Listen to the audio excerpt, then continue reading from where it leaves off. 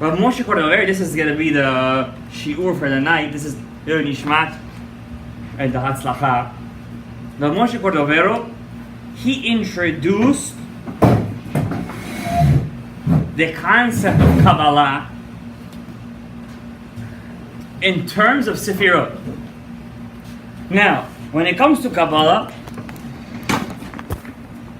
to Torah Hasod, secrets of the Torah, standing, we have two fathers, two ways you could learn it. We have Kabbalat HARI, Luriani Kabbalah, and then we have Kabbalat HaRamak, the Kabbalah that was introduced by the Ramak, Cordoverian Kabbalah. What's the difference? The Ramak explained everything in terms of Sfirot. What are Sfirot? 10 bottled up spheres, energies, clothing of Hashem, if you will. The Ramak said everything could be explained through the 10 Sefirot. You have over here Keter. Keter is the crown. Then you have to the right of it Chokhmah. Chokhmah is what? Chokhmah is wisdom. To the left of Chokhmah, it's soulmate. Every sphera has a soulmate. Chokhmah soulmate is what? Binah, understanding. Their child. When Chokhmah, when in your brain, Chokhmah and Binah come together, when your wisdom and your understanding, it creates a child. What is that child? Midot. Chesed, Gvura, Tiferet, Netzach, Hod, and Yesod. What is that? Chesed is kindness. Gvura is strength. Tiferet is beauty. Netzach is infinite. Infinite. Hod is splendor. Yesod is the foundation. This is the children of when your brain thinks of a thought. These are the 6 spheres that's your actions, basically. But they don't come into the fruition until we reach the 10th sphera, which is also called Malchut. Malchut is kingship.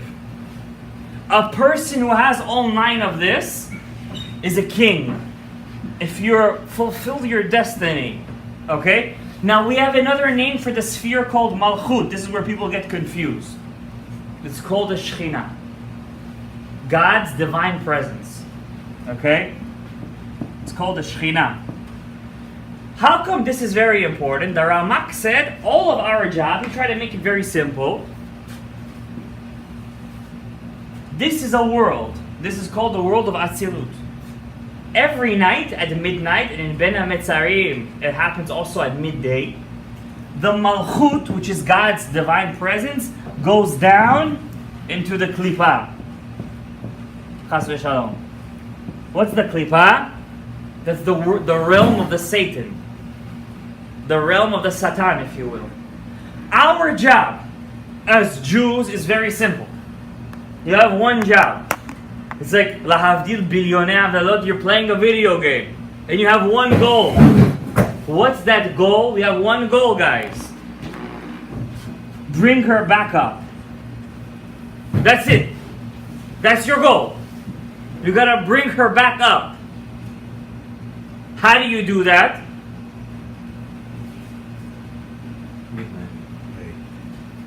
How do you do? At midnight we cry for her. We cry from her by wearing tefillin. At midnight? In the morning.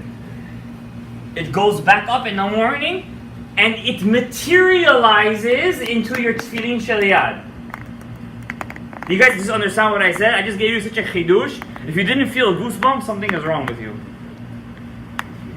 You're wearing the Shekhinah in your hand. Did you guys understand what I said?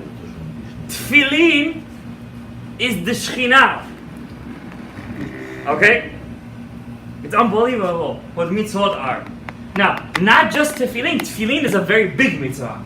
Every mitzvah that I do, I'm picking her back up. Now, altogether, when she goes down, why does she go down? Why does God send His divine presence down there? Inside the klippah, you know what this stuff is? Sparks. Those are sparks. Holy sparks. Holy sparks. How did they get there, guys? The Ramak said there was a destruction and he didn't explain. There was a bang, there was a blow, there was an atomic bomb. Sorry guys, I'm going to have to open this up because I'm getting really hot. There was a bang, there was a destruction. And he goes on in his book, Pardes Rimonim, the orchard of pomegranates, to explain every sphera and their colors, this and that. It's very hard to grasp what he's saying. It's very Sfaradim don't learn his books of Kabbalah. Why? It's very hard to grasp. And we have a Masoret from the Rabbi Chaim Vital that he was originally the student of the Ramak. He was originally a student. And he told the ARI, after the ARI died, which Kabbalah are you learning in Shamayim? Yours or the Ramak's? And the ARI said it's really the same thing. You guys just don't understand how it's the same thing, but they learn my way. So we learn Kabbalah ARI. Now I'm going to explain you guys Kabbalah in 10 minutes. Kabbalah for dummies. Alright? This way, when we give a shiur, you guys will know what's flying. Okay? Let me erase this.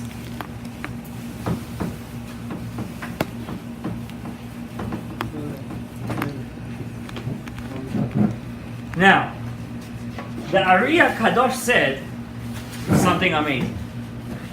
He said, yes, there are 10 sfirot, 10 levushim of Hashem. HaKadosh Baruch Hu, Ein Sof Yachid U'Miyuchad. But, that's only the microcosm. You need to see the macro, the big picture. You understand what I'm saying? You can't just look what's a cell. You gotta look at the body. You gotta look at a human. You gotta look at the Adam. And the ARI said, when God created this world, if you could imagine, this is all the light of God, the Ein Sof. All of this is Ein Sof. It's infinite. It's Hashem. When God decided to create the world, in the middle, whatever that means, I'm not going to explain to you right now. How could the infinite have a middle? Because that's a very big question in Kabbalah, and unless you guys are going to come to the new shiur, I'm not going to explain it to you right now, so you're just going to take my word for it. In the middle, quote unquote, of his infinite light, he constricted himself and created a dot of nothingness. That's called the Tzimtzum. Tzimtzum is the black hole, it's the void. Inside this black hole, inside this void, where there is nothing inside, godliness is out. He took it out. Now, if the black hole is inside nothingness, what does that make the black hole itself? It's basically a black hole of infinity. It's almost endless, right? If we could imagine such a thing, it's almost impossible to imagine. What could a void inside infinite be? That's called the Tzimtzum. Now imagine this black hole is the whole board. Imagine this whole thing is black, it's the void. God now wants to create the world. Why He decided to create the world? Why He wanted to do it, we'll never know. Until Olam Haba. But once He decided to create it, He had to create it. Why? Why did He have to create it once He decided to create it? Because God is perfect. And once He decides to do something, it must happen.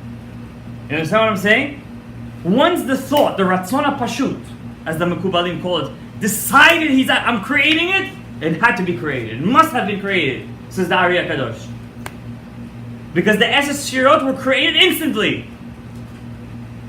And inside this black hole, He put inside from the top end, whatever that means, I'm not going to explain it now, a chut, a thin pipe, and inside that pipe, is an overflowing abundance of His infinite light, and He created worlds inside. Worlds after worlds after worlds. Billions and trillions of worlds. Quadrillions of worlds. I don't know what's more than trillion. Almost endless amount of worlds, but it's not endless. There's only one thing in this world that's infinite. That's God. The first world that we're allowed to talk about is called Ak. There's a lucky my father is not here. If he was you, check me. So this world is called Ak. That's the first world we could talk about. Wait till you see it. Inside this world, it's the first world. We're not even allowed to say its name. We just call it like this, Ak. It's such a high level. There's no kavanot in it except one time when you're eating food. Would you believe it? Imagine what's eating food. Inside this world has 10 sefirot. But it's such a high world, we don't even call it sefirot over there. You know what we call it? Names. We call it names. There's 4 main names of God.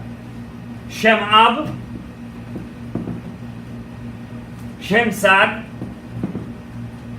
Shem Ma, and Shem Ben. When you first start learning the secrets of the Torah, you have to live with these names. You know what I'm saying? You have to breathe them. Because these 4 names is the source of all life. What are these names? It's basically the names of God when I spell it out. There's 4 different ways to spell out Hashem's name. God's name is Yud, K, Vav, K, right? So this Yud, I could spell it out. Yud, Vav, and a Dalet, right? K, the Hey, I could spell out K and a Yud. How do you say Hey? Hey, Hey Yud, right? Vav is Vav, then a Yud, Vav, Vav. And the last one, K. A K and a Yud. If I take the whole numerical value, I get Ab, 72. Or also, Chesed. Chesed is how much? 72. Okay? Now, I'm not gonna, this is a crash course, so I can't explain to you how it all happened. Basically, this part, we don't talk about. We don't talk about it. When do we start talking about it? We start talking about when it comes to the 63, Shem Sag. And we also call it the world of the ear. When you hear the Sefer Torah, don't think you're doing nothing. When you hear the Sefer Torah, you're moving this world. You're moving it. Imagine what kind of Baal Korahs are out there. To be a Baal Korah, you have to be at a very high level. It's no less than being a Mohel, than being a Shohet, a Sofer. It's a very big thing. Now what happened, every one of these names includes in it one of these names. That means Ab, has in it Ab, Sag, Ma, and Ben. Sag has in it Ab, Sag, Ma, and Ben, and so on and so forth, right? I don't want to get too deep. So we call it in short, Asmab de Ab, Asmab de Sag, Asmab de Ma, and Asmab de Ben. Each one has in it the other one, right? It's like you have a heart, you have lungs, and you have a kidney. And you have a heart, lungs, and a kidney. Everybody has heart, lungs, and kidneys, right? This world over here, Shem Sag. Sag of the Sag. When God decided to materialize it, the vessels couldn't hold the light. And what happened to the vessel? It shattered. I like that word. It shattered. How many vessels shattered? 10. Right? It's really 7 vessels shattered, but the other 3 there was a kind of a shattering. Alright? A kind of like a minute shattering. They cracked. They blew up. And the Satan was created. Satan is created from chaos. And the ARI HAKADOSH explains, when it shattered these 7 vessels and a little bit from the other 3, it created how many sparks? 288. Okay? How do we get 288? If I take 72 times 4 is how much? 288. You guys got it? Your job in this world is to pick these sparks up. That's it. Crash course. But the shadow happened inside the sun. Yeah. So why is it 288? The sack also has asma. Yeah, but why we count the 288 of Abna? No.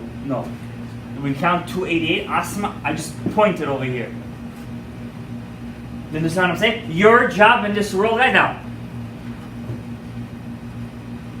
Let's say you know a guy who needs refuah shlema. He's sick. Let me just erase this part of the board. I know a guy who's sick. Every day in tefillah, I say a blessing. Baruch atah Hashem, Rofeh Chole Amo Yisrael. Right? Let's spell it out. Rofeh Chole Amo Yisrael. What's the first letter of Rofeh? Reish. What's the first letter of Chole? Zached. Ayin is 70 and the Yud mixed together what? 80. Pei, 80.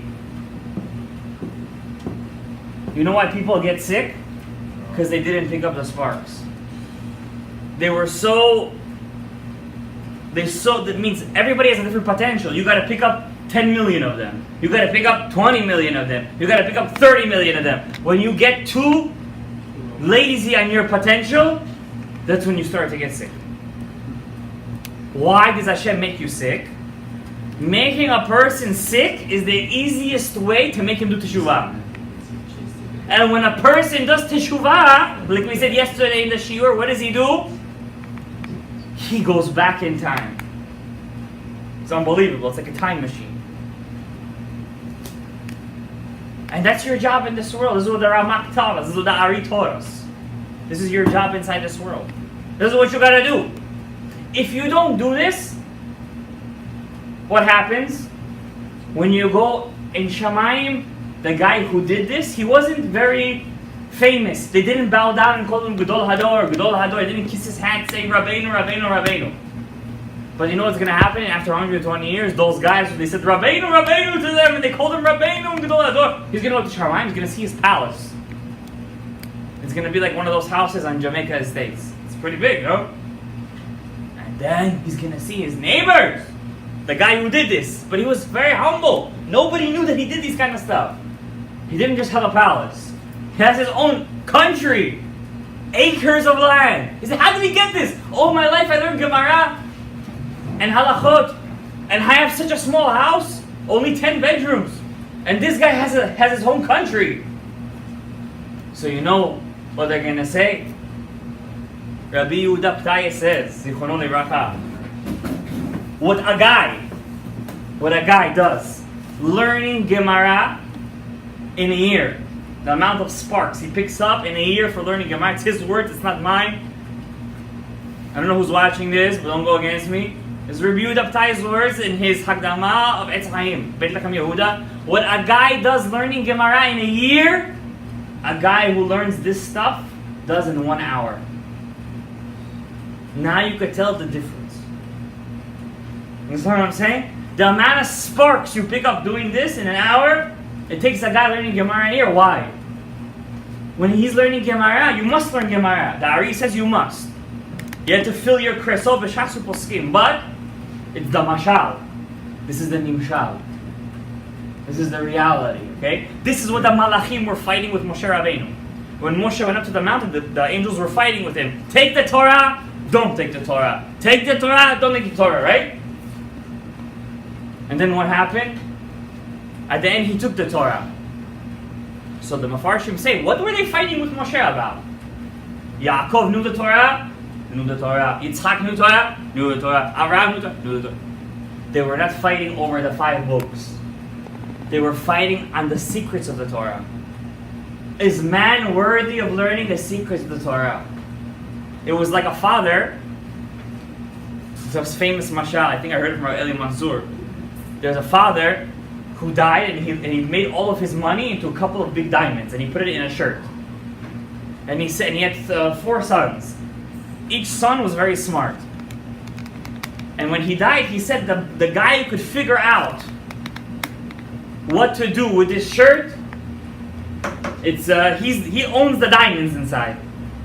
So each son went to the Beit Din. This son said, well, the shirt is Gucci. And when I was a kid, I always used to wear Gucci shirts. And this one said, no, everybody said their own shit. No, my father put it in here. He put this diamonds like this. The youngest son said, why don't we just try the shirt? The one the shirt fits, he's the owner of the diamonds. And the Beit Din said he's the owner. He gets the inheritance. Why? That's Kabbalah. And when you learn Pshat, you must learn it. You might not learn to do halachot. You must. But what happens? You start to be very abstract. You start to be very hot-headed. You know what this does to you? It makes you love every Jew. If you learn this and you start to hate Jews, it's not for you. If you learn this and you start to love Jews even more, this is for you. So Be'ezrat Hashem Yitbarach, may the zchut of Moshe Cordovero be Magen Aleinu, zchut ARI HAKADOSH, and all the sponsors of Hashem Yitbarach. May Hashem bless you guys with bracha, hatzlacha, yeshuot, refuah shlema, v'chen yiratzon v'nomar. Amen.